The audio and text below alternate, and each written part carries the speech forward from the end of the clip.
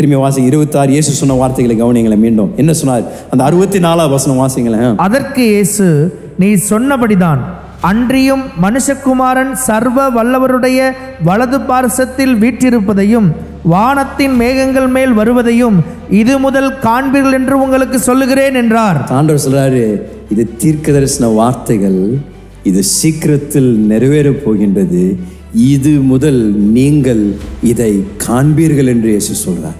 இந்த வார்த்தைகளை கேட்ட உடனே பிரதான ஆசாரியர்களும் அங்கே இருந்த அத்தனை பேருக்கும் மிகப்பெரிய ஒரு கோபம், கொந்தளிப்பு.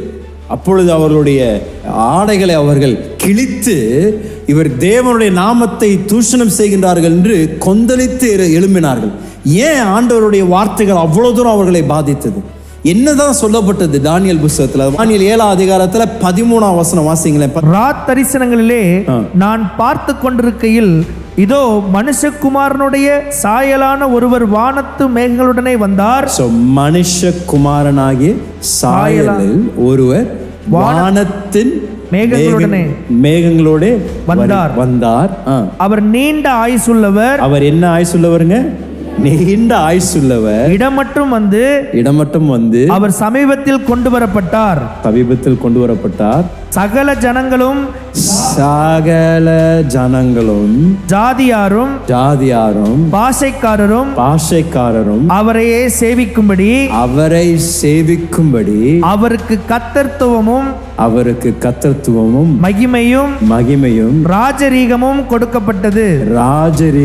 கொடுக்கப்பட்டது. அவருடைய கர்த்தத்துவம் நீங்காத நித்திய கர்த்தத்துவமும் அவருடைய ராஜ்யம் அழியாததுமாயிருக்கும். அவருடைய ராஜ்யம் என்னவாயிருக்குங்க? அழியாதமாயிருக்கும். இவர்கள் விசாரணை நடத்தின பொழுது காய்பாவிடத்தில் ஆண்டவர் சொன்ன வார்த்தைகள், தீர்க்க தரிசனத்தின் நிறைவேறுதலை குறித்து இயேசு அங்கே மிக தெளிவாக அந்த சங்கத்தில் எழும்பி பேசினதை இன்றைக்கு நாம் சுவிசேஷத்தில் வாசித்தோம். இதை கேட்ட உடனே இந்த யூதர்கள் இயேசுவை மிக தவறாக நடத்தியதை நாம் பார்க்கிறோம்.